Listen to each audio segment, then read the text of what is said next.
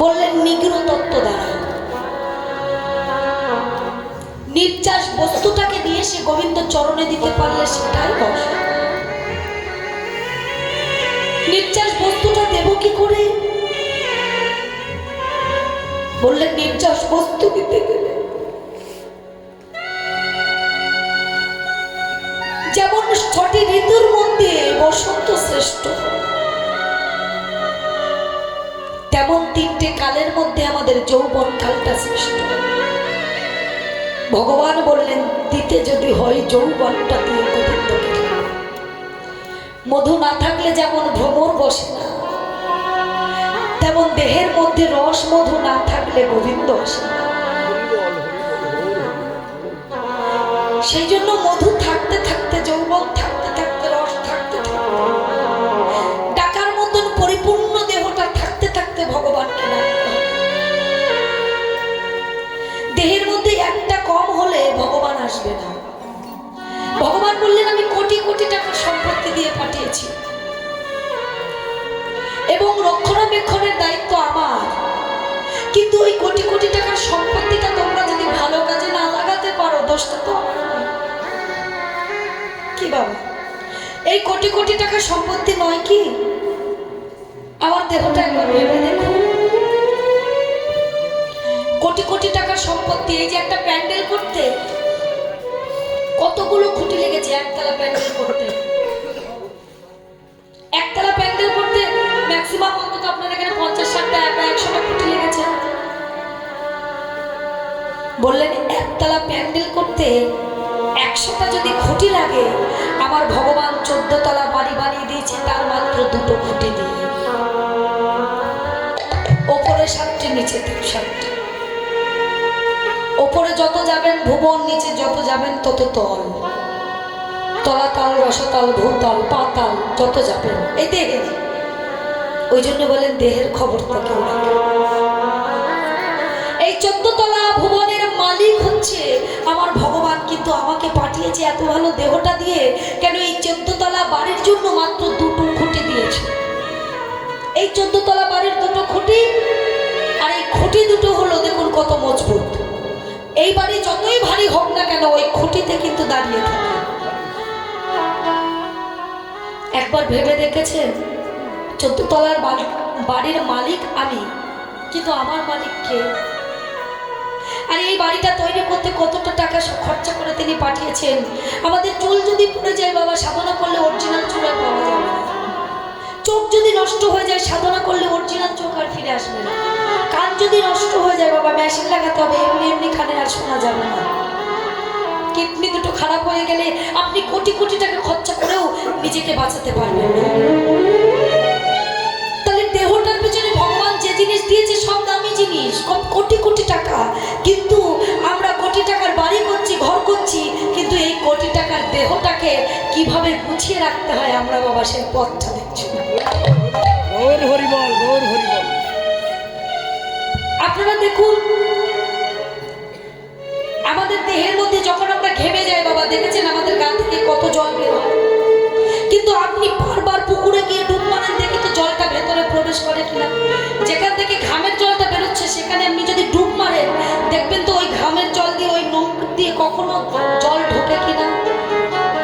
ভগবান এমন automatic system করে দিয়েছে, আপনি যতই ডুবাবেন না কেন আপনার ভেতরে জল প্রবেশ করবে না। কিন্তু আপনি যখনই ঘেমে যাবেন, আপনার দেহের ভেতরে যত বাহ্যিক পদার্থ ওই নলকূপ দ্বারা, ওই জ্বালানা দ্বারা বেরিয়ে যাবে। তাহলে হাজার হাজার জ্বালানা দিয়ে রেখেছে যেন এই দেহটার কোনো কষ্ট না।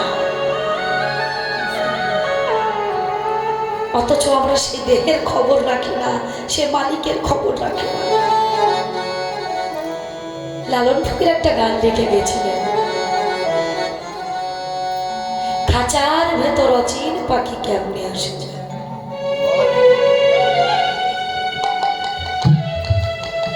এত সুন্দর গান লিখেছে কেন? যে খাঁচার ভেতর অচিনে পাখি কেমনে আসে যায়, ও তাকে ধরতে পারলে মনোবেরি দিতাম পাখির পায়ে। আর পাখির পায়ে যখন আমি দেব, আপনারা তো এখানে বসে আছেন, বলুন তো খাঁচার পাখিটার পায়ে আমি কি করে বেরি পড়াবো? পাখিটা কি দূরে আছে? পাখিটা তো খাঁচায় আছে। পাখিটা তো দূরে নেই, খাঁচায় আছে। কিন্তু কজন বুঝি এই পাখিটা কি খায়? আমরা যেমন খাই সেও তো তেমন খায়। কিন্তু যে হৃদয়ে বসে আছে তাকে খাওয়ানোর মালিক কে? ভগবান বললেন তুমি খাওয়াতে পারো। তুমি যতটা যত্ন করবে, যতটা ভালোবাসবে, ওই পাখি ততদিন ততভাবেই ভালো থাকবে। যেদিন তুমি খাওয়াতে পারবে না সেদিন পাখি তোমার কাছে আর থাকবে না। যদি পাখিটা না থাকে বাবা, তাহলে আমরা তো আর থাকবো না, দেহ পড়ে থাকবে। এখন আমি যদি মারা যাই, আমি দাঁড়িয়ে গান করছি তাই আমি লাবণী গাই, আমি এক্ষুনি মারা যাই যদি এখানেই পড়ে থাকি, আমার নামটা আর লাবণী গাইন থাকবে না, আমার নামটা হয়ে যাবে একটা মরা লাশ। তাহলে তো আমি তো আছি, সেই আমার মুখ, সেই আমার নাক, সেই আমার গান, সেই আমার হাত, সেই আমি পড়ে আছি, অথচ আমার নাম ধরে আর কেউ ডাকছে না। তখন সবাই বলছে মরা লাশ। ভগবান বললেন আমিতেই আমি, তোমার মধ্যে আমি। তুমি যতক্ষণ বুঝবে আমি তুমি, তুমি আমি, ততক্ষণ আমি। যখন তুমি বুঝবে না যে আমি তুমি, তুমি আমি, ততক্ষণ আর আমি না, তুমি হয়ে যাবে মরা লাশ। তাহলে ভালোবাসতে গেলে ভগবানকে আমার ভেতরে এনে ভগবানকে ভালোবাসতে হবে। ভগবান বললেন আমাকে ভালোবাসার জন্য বেশি কিছু দিতে হবে না, আমাকে ভালোবাসলে দুফোঁটা নয়নের জল আর একটু নাম দিলেই হবে। এই যে মায়েরা বসে আছো না, অনেকেই শিক্ষা নিয়েছো কিন্তু ভজনার রাস্তাটা জানো না। ভগবান বললেন আমাকে ভালোবাসতে গেলে বাজার ঘাটে গিয়ে মিষ্টি মিঠাই এনে ঘরের মধ্যে দরজা বন্ধ করে আমাকে ডাকতে হয় না। এই রাশেই প্রমাণ দিলেন আমাকে ডাকতে গেলে মাত্র 3টি বার। ও মায়েরা, না তোমাদের বাসি কাপড় ছাড়তে হবে। তার প্রমাণ দিয়েছে জগন্নাথ পুরী মন্দিরে, বাস্তব প্রমাণ। ঝর্ণা বলে একজন নারী ছিল বাবা, প্রত্যেক দিন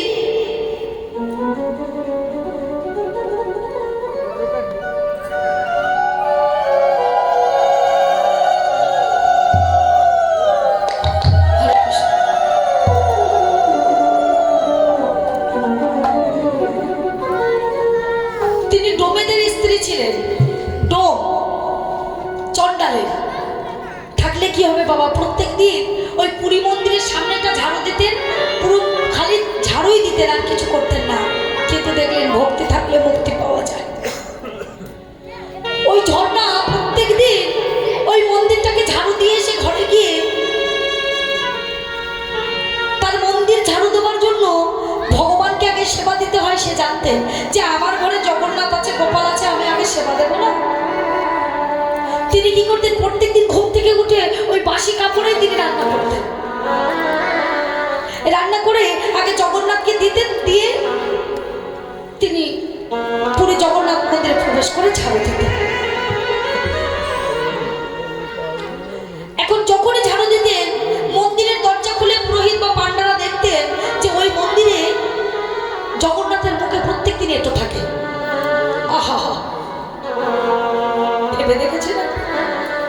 যদি কখনো জগন্নাথ পুরী ধামে যান, ওই চণ্ডালিনীর স্ত্রী ঝর্ণাকে একবার দেখে আসবেন। প্রত্যেকদিন ঘুম থেকে উঠে আগে জগন্নাথকে দিত ওই বাসি কাপড়ে রান্না করে জগন্নাথকে দিয়ে তবে ঝাড়ু দিতে যেত। আর ঝাড়ু দিতে গিয়ে ঝাড়ু দিত, আর জগন্নাথের পান্ডারা যখনই মন্দিরটা খুলতো, হ্যাঁ দেখে আমার জগন্নাথের মুখে এঁঠো। পান্ডা প্রত্যেকদিন বলতো কে এমন আছে যে আমার আগে তোমার সেবা দেয়? কে আছে? আমি দরজা খুললেই দেখি তোমার মুখে এঁঠো। ভগবান একদিন বলছে জানিস, যে আমার সেবা দেয় সে আর কেউ না, ওই চণ্ডালের স্ত্রী ওই ঝর্ণা। প্রত্যেকদিন আমাকে সেবা দেয় তোদের আগে। ঝর্ণা ঝাড়ু দিচ্ছে, ওই পুরোহিত পান্ডা গিয়ে বলছে হ্যাঁ গো, তুমি কিভাবে নাও সেবা? ঝর্ণা বলছে কেন, প্রত্যেকদিন ঘুম থেকে উঠে আগে আমি কোনো রকম রান্না করে, আমার ঘরে একটা গোপাল আছে, মানে ওর ছেলের নাম গোপাল, আর জগন্নাথ,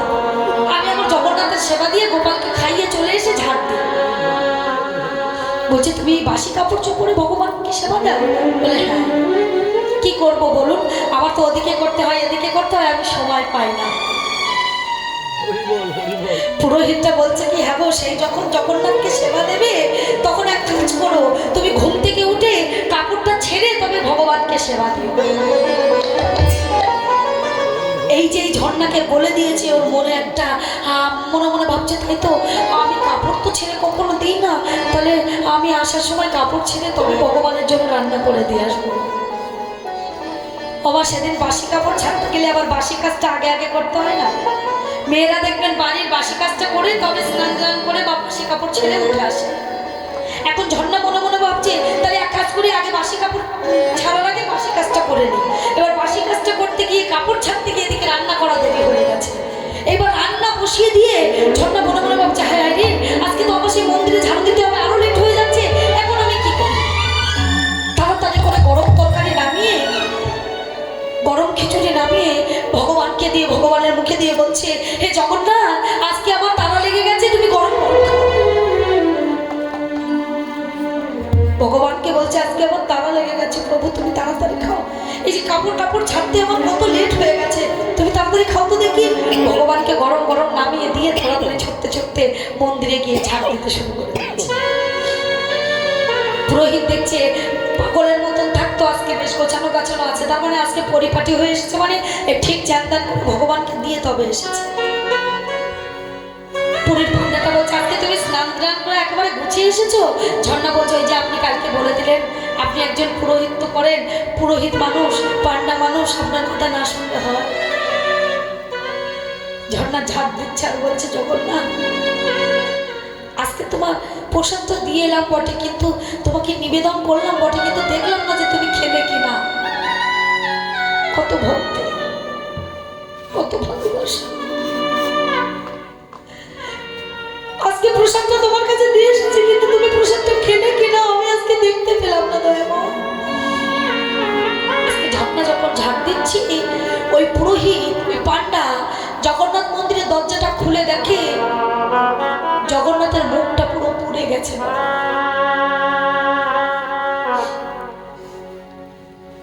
ওই পান্ডাটা ভেতরে ঢুকে জিজ্ঞাসা করছে জগন্নাথ, আজকে তোমার মুখটা এমন পুড়ে গেছে কেন, কি হয়েছে তোমার? ওই গরম গরম প্রসাদ মা দিয়ে গেছে, তাড়াতাড়ি খেতে গিয়ে মুখ টুক সব পুড়ে গেছে।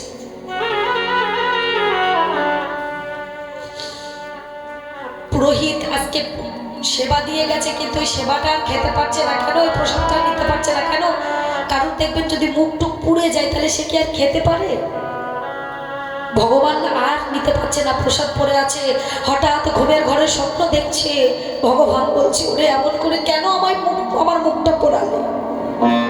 কেন তাকে বললে যে তার বসন পরিত্যাগ করে ভালো বসন পরে স্নান না করে আমার প্রসাদ দিতে হবে না? আমার মা আমাকে যেমন ভাবে প্রসাদ দেয় আমি প্রত্যেকদিন তেমন ভাবে প্রসাদ। আজকে তোর কারণে মা আমার কত তাড়াতাড়ি প্রসাদটা দিয়েছে যে গরম গরম আমাকেও খেতে হয়েছে, মা চলে যাবে, দেখ আমার মুখটা পুড়ে গেছে। পান্ডা ছুটতে ছুটতে এসে চন্ডালিনীর ঘরের সামনে দাঁড়িয়ে চন্ডালিনীকে ডেকে বলছে ঝর্ণা। যেই বেরিয়ে এসে দুটো পায়ে আঁচড় খেয়ে বলছে ঝর্ণা,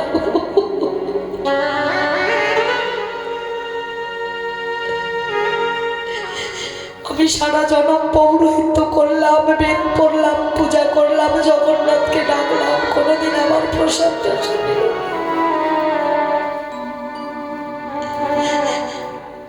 আর তুমি কিনা এমন অবস্থায় ভগবানকে প্রসাদ দেওয়ার, তোমার প্রসাদ পাওয়ার গুণে ভগবান বসে থাকে খাওয়ার জন্য।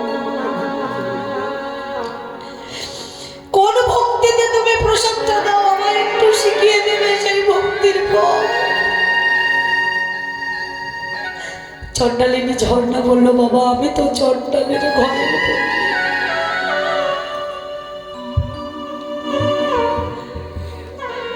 আমার দেওয়ার মতো তো কোনো কিছু নাই, শুধু ভক্তিটা আছে। আমি প্রত্যেকদিন যখন আমার ছেলেকে কিছু দিই তার আগে আমি জগন্নাথকে দিই, কারণ জগন্নাথ ছাড়া এই পৃথিবীতে কারোর কিছু থাকতে পারে না। তার জন্যই আমার গোপাল, সবাইকে দিই। এটাই আমার ভক্তি। এই ভক্তি ছাড়া আমার দেওয়ার মতন কিচ্ছু নেই। আমি যা রান্না করে তাই দিয়ে চলে যাই।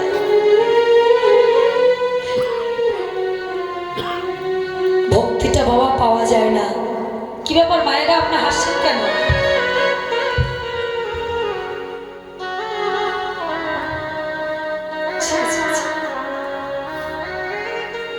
তখন থেকেই বসে বসে হাসছেন। হরিবল হরিবল, জয় নিতাই গৌর হরিবল, জয় জগন্নাথ, জয় নিতাই, জয় গৌর, জয় রাধে শ্যাম, জয় মা বোর।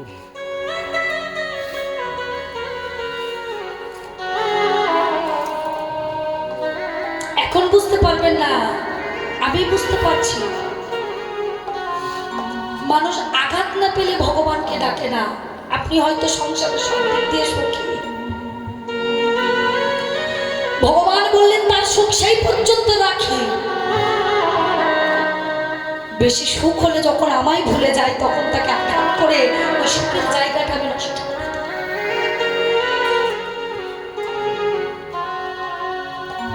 আমার যে পয়সা নেই তা নয়, আমার স্বামী কিন্তু ইঞ্জিনিয়ার, দিব্যু চলে যায়। এই বাংলাদেশে না আসলেও আমার দেশেও তো গান আছে বাবা। আমরা ছুটে আসি কেন জানেন? বাংলাদেশে ভক্ত আছে তাই। আমরা শুধুমাত্র টাকার জন্য বাংলাদেশে ছুটে আসি না। আপনার টাকা বাটা করলে দেখুন হাফ হয়ে যায়। এমন কোনো বেশি টাকার জন্য আমরা ছুটে আসি না। 1 লাখ 2 লাখ টাকা আমরা নিই না, অনেক কম টাকায় আসি। একটাই কারণে আসি, সেই কারণটা হলো বাংলাদেশে ভক্ত পাওয়া যায়।